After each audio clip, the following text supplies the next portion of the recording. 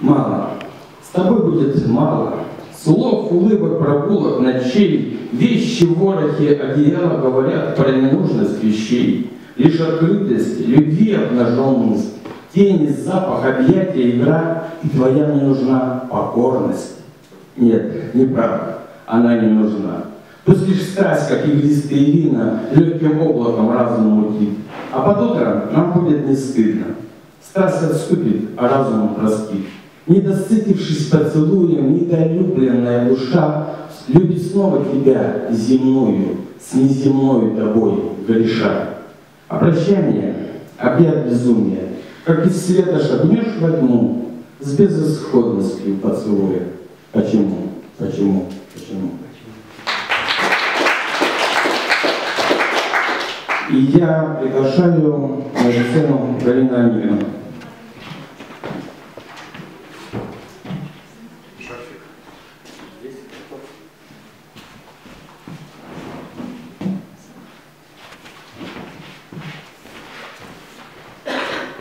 С праздником всех!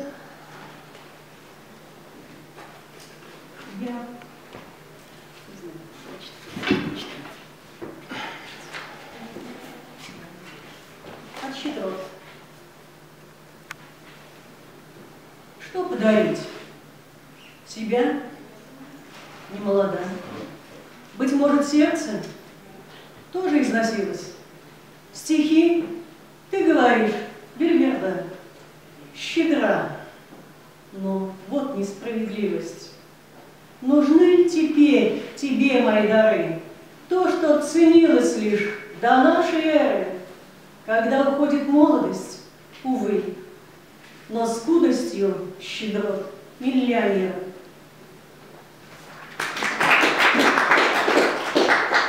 В день воровства тепла у самых близких.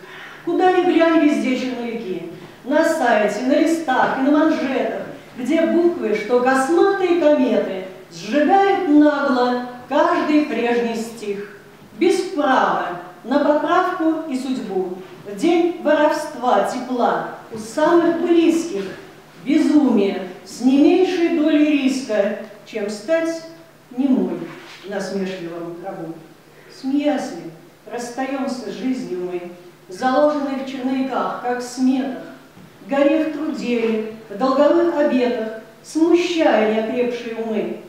А небеса не терпят суеты, рябь черновую, типа индульгенций, хотя не рвут обгубленного сердца и мудро наблюдают с высоты. И надо ли ловить черновики, терять друзей в пугливых передозах, а жар любви пасет животной прозой, спасая жизнь всем буквам вопреки.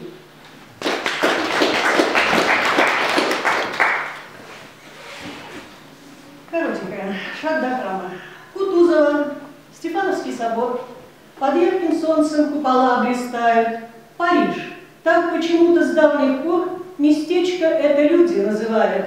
И занесло ж от Франции вдали, и только сделать шаг всего-то храма, и было бы дальше Гали до Дали, а жизнь души на полвесны до драмы. И сколько любви не говори, а сыт стихами все равно не будешь. Пусть поговорки все дороги в Рим, а шаг до храма — поколение судеб.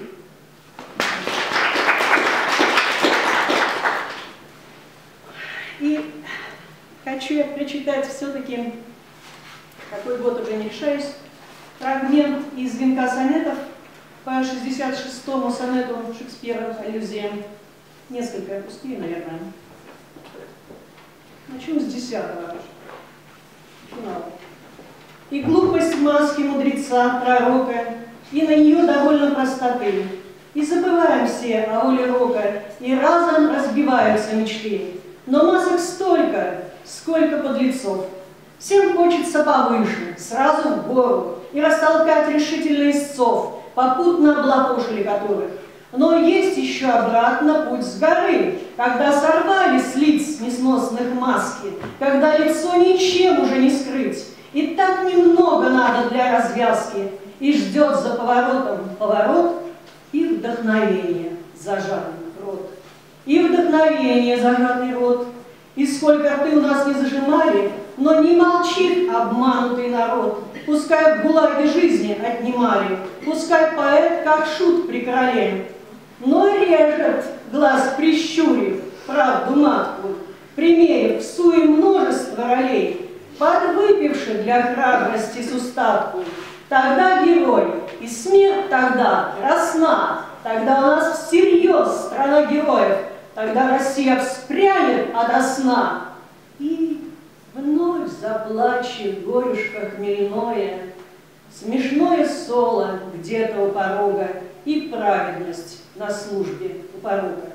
И праведность на службе у порога. Заветов много, а порог один. Пока он есть, в заветах мало проку. Лень мозга – самый страшный господин, а праведность, добро и сострадание давно уже оставили Христу. На месте этих странных слов зияние было бы залатать да захлестнуть, но человек не видит в главном смысле вопросы задавать, зачем он жил. И я устала от своих же мыслей, сплетая волю из последних жил. И, помолчав, скажу, хотя не зло, все мерзостно, что вижу я вокруг. Все мерзостно, что вижу я вокруг. Не погрешу, сказав, что жизнь прекрасна. Пришла такая мысль ко мне не вдруг. Другой не будет, гибельно опасной. Пусть меж славян все явственней надрыв, но пушкинских призывов грех стесняться, когда народы распри позабыв, в единую семью соединятся. Лишь в этом путь друг друга поддержать, ведь изначально всем люди, братья, была ли народу выгодна вражда, толкающая нас к чужим объятиям, в объятия НАТО, вот порочный круг. Но как тебя покинуть, милый друг? Но как тебя покинуть, милый друг?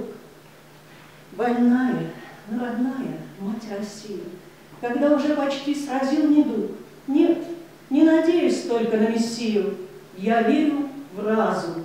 Кто-то должен жить и дать надежду нашим внукам, детям. Неужто судьбы надо положить, чтобы доказать, что правда есть на свете? Я не хочу рыдать за упокой. Когда есть шанс пожить еще во здравии, но не просить же старым склюком дать мудрости народу и державе. И прошепчу, внявши в сердце дрожь. Зову я жизнь. Мне видеть не втерпешь.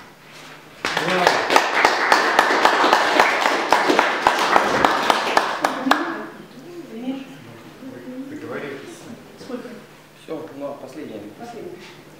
Божественный резерв. С начальством вы, а с Господом ты.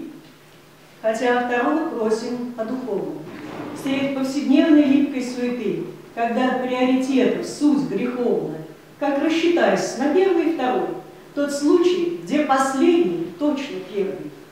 Как дети, неразумны мы порой, держа Отца Небесного в резерве.